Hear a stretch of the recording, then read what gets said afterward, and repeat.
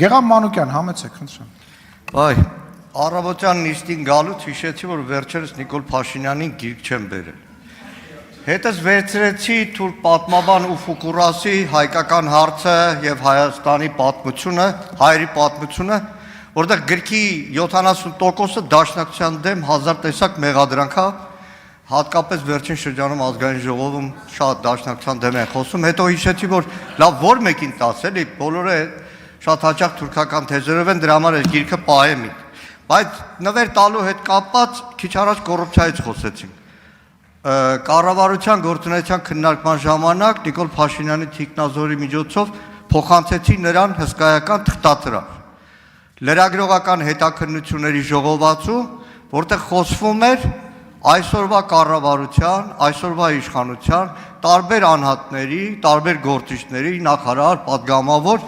գործունեության հետ կապված անմեղության կանխավարկածը հարգելով ինչ որ հետաքննություններ, փաստական հետաքննություններ, չգիտեմ, կարդացել է Նիկոլ Փաշինյանը, թե չէ։ Օրինակ դա կարդալուց հետո օրինակ կարող էր Հակոբ Սիմիդյանին ասել անմեղության կանխավարկած հարգելով։ Օրինակ այդ ստադիոնի շինարարությունը Աբովյանի ո՞նց է եղել, որ քո ընկերոջ հարևանի ֆիրման է, որ առաջ անգամ այդ մեծ ծավալով է։ Եվ բազմաթիվ նայեք ժողովրդական խոսք է, որ ասում է թղթով ամեն ինչ ճիշտ է։ Մի անգամ Վլադիմիր Մովսիսյանին ասում են այդ փողկապը ով է կաշառք տվել, ասում այդտեղ ասում է ձերը նվերա իմը կաշառք է։ Եվ իրականում գիտեք, նայեք Կարակ ասեք, այ օրինակ վերջերս սննդի անվտանգության տեսության պետին բռնել ենք, մենք կոռուպցիայի դեմ պայքարում ենք, բայց ո՞նց է այդ պայքարը լինում, որ այդ պաշտոնյան բոլորին էլ հայտնի է, տարիներով տարբեր պաշտոնների գնում, որ գնաք կառավարություն, եթե գնաք, թե չէ այսօր օրվա կես աշխատանքային էլի կրթվելու դալիճներում եք։ Արայք Հարությունյանին հարցրեք մի հատ, ձեր աշխատակազմի ղեկավար, արայք ո՞նց եղավ, որ այս տղային այդպես տարբեր պաշտոնների առաջադրեցին, որովհետև իրականում երբ որ վերջերս ֆանատ եմ դառել կառավարության նիստերը նայելու, որտեղ ամեն նիստի Նիկոլ Փաշինյանը մի ամբողջ ինքնախոստովանական ցուցմունք է տալիս, որ մենք չենք կարողանում աշխատել։ Նախագծերը հետ ենք տալիս, ռեկորդ ենք խփում համաշխարհային,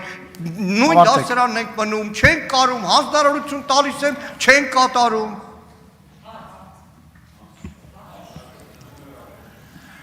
Հռետորական հարցին կպատասխանի Պատասխան ելույթով հանդես կգա Հայաստանի Հանրապետության Շնորհակալ եմ, պարոն Մանուկյան, ձեր դիտարկումների համար, ձեր փոխանցած փաթեթը իհարկե դիտարկել եմ եւ արձանագրել եմ, որ դուք միջև չարչարվում եւ պատրաստվում եք այդ փաթեթը ինձ Հայաստանի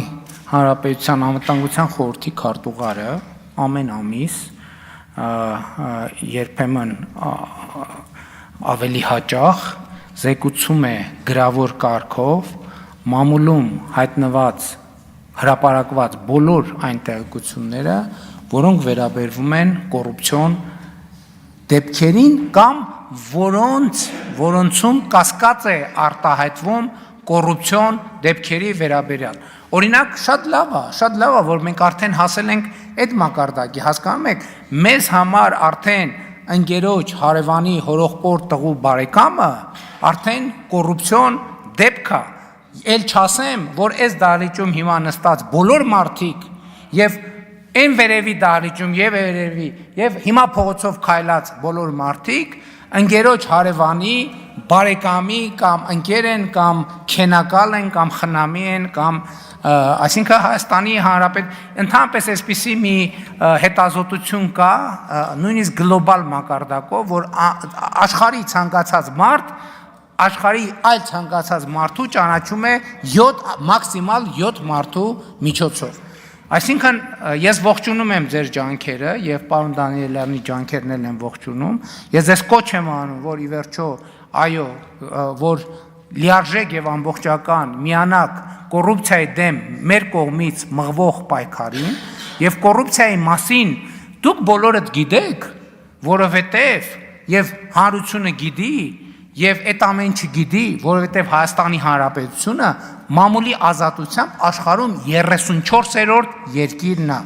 Հիմա ոչ մեկ մամուլի հրապարակումների համար, ոչ մեկ բան խմբագրություններ չեն պայթացնում, լրագրողների չեն նստացնում, լրագրողների չեն սպանում եւ այդ ամեն ինչը դրա արդյունքն է։ Ինչ վերաբերվում է, այն ինչ անդրադառնամ ձեր ելույթից, հարց ոնց որ չկար, չէ՞։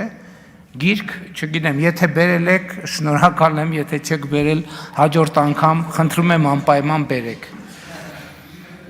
Արձագանք։ Ողորմի Վլադիմիր Մովսիսյանին էլի։ Մեկի համար նվերեր, մեկի համար կաշառք։ Նայեք։ Նկատի ունեք այդ գիրքը որպես կաշառք եք։ Չէ, կաշառք։ Թե որպես նվեր։ Չէ, չէ։ Բա որպես ինչ եք տալիս։